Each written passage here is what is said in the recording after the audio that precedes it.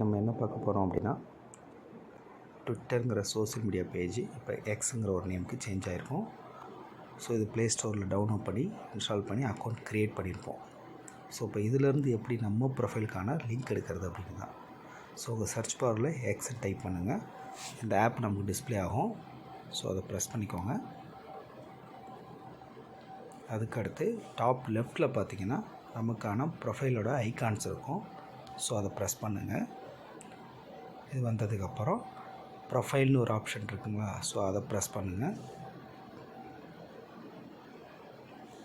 நம்ம profile open ஆனதுக்கப்புறம் top right சைடில் பாருங்கள் ஒரு 3 டாட் இருக்குது.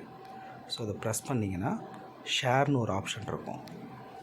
ஸோ அதை ப்ரெஸ் பண்ணோம்னா நமக்கு தேவையான URL லிங்க் பாருங்கள் மேலே டிஸ்பிளே ஆகுது. காப்பிங்கிறத ப்ரெஸ் பண்ணோம்னா காப்பி ஆகிடும். ஸோ இதை எடுத்துகிட்டு போய் டைரெக்டாக கூகுள் ஷீட்டில் ஃபில் பண்ணிட வேண்டியதான்.